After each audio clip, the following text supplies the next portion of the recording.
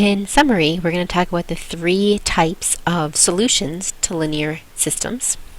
The first case is the intersecting case. Alright, and when you're solving an intersecting case, you're going to have two lines that cross somewhere, and the solution is going to be the ordered pair where they cross. So your answer is going to look like an ordered pair, whatever ordered pair it is where your two lines cross. Okay. The next case is the parallel case. And if you have a parallel case, you will see two distinct lines that have the same slope. They're heading in the same direction. They never cross. So the answer in this type of problem would be no solution. And then the third case is the dependent case. And if you have two lines that are dependent, when you graph them, you will see just one line because they're lying on top of each other. And the solution in this case would be infinitely many solutions.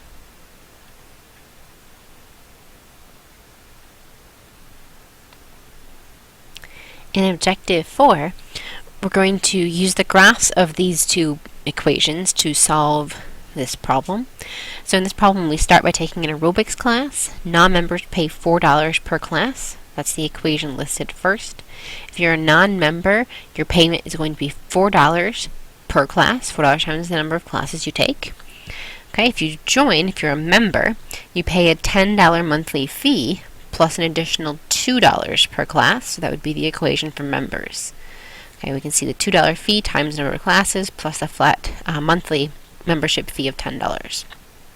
Okay, so what we want to find out is after how many classes does it pay? Is there a benefit of being a member versus a non-member? We're going to find that by graphing and solving the system of equations.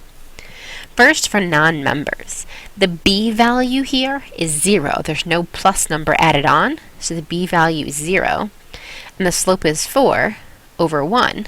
4 is the fraction 4 over 1, so I'll go up 4 and over 1, and vice versa, down 4 and back 1. Okay, so this is what my first line would look like. Let's graph it. So I can't see the other end of it yet.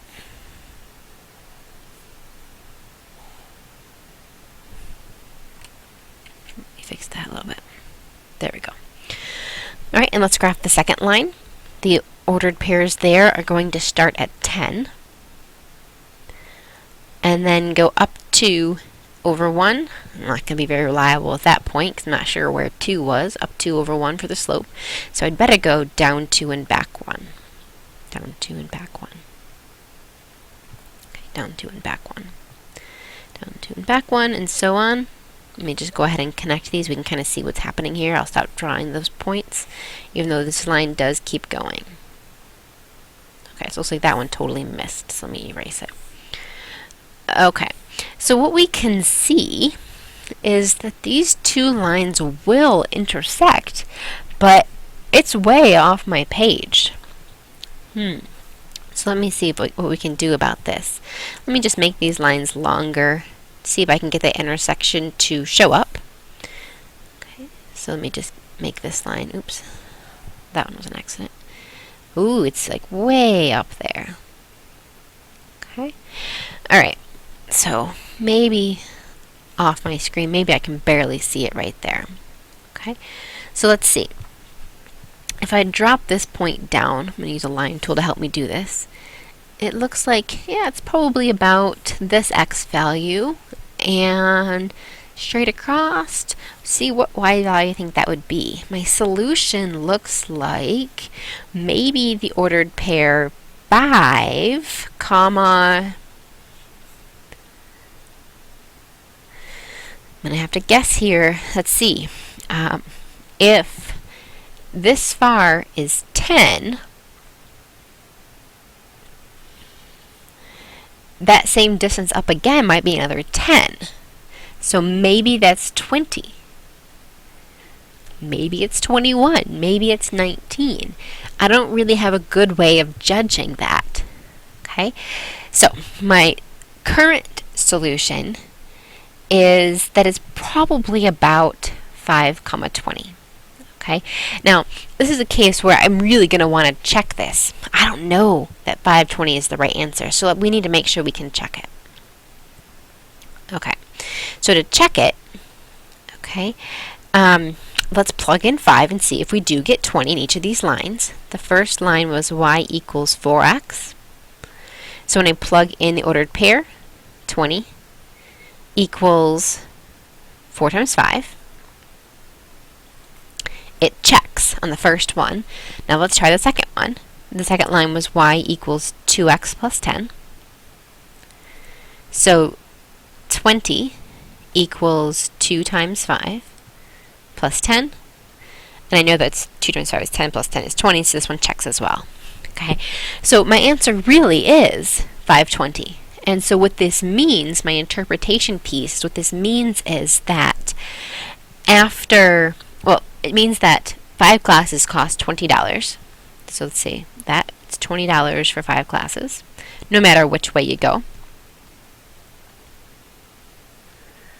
Okay, what we can also say, though, is that what's going to happen after this. So before 20 classes, let's recall which line is which. The non-members are the one I graphed with the blue dots. That's, oh no, purple dots, let's see. Non-members was 4x. That one was the one that started at 0.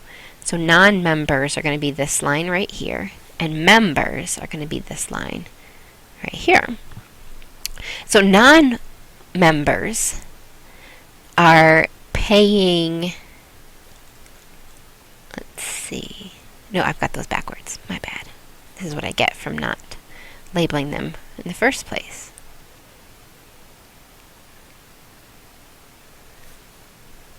Alright, I've got myself sorted out now. This line down here is non-members. Starts at 0, goes up by 4 over 1. This line right here is members. It starts at 10 and goes up by 2 over 1. It's cheaper to be not a member unless you're going to take more than 5 classes per month. If you're going to take more than 5 classes per month, this line is going to surpass the other one, and it'll be cheaper to be a member. So we need to add that to our explanation. It's $20 if you're going to take 5 classes. Okay, and we can also say that if you take more than 5 classes, oops, I was talking and writing. If you take more than 5 classes, you should be a member. Okay, so we can tell a lot from this graph. A couple of things more to say about this real quick. This was definitely a difficult situation to figure out with a graph. When I grabbed those ordered pairs, I could see that they were going to have an intersection, but it was way almost off my page up here, way off the grid.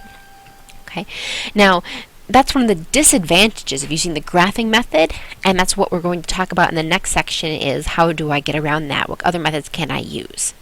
Okay, and the other thing is that if I am looking at an ordered pair like this, it's so far away that it's so hard for me to guess. The importance of the check comes back into play. I'm going to have to check it to see if that truly is the solution or not. Okay, and lastly, there's more to this than just where do they intersect. If they intersect at a certain point, it's very easy to talk about which one's better before that point, which one's better after that point. There's a lot of different kinds of questions that can be asked about a system of equations.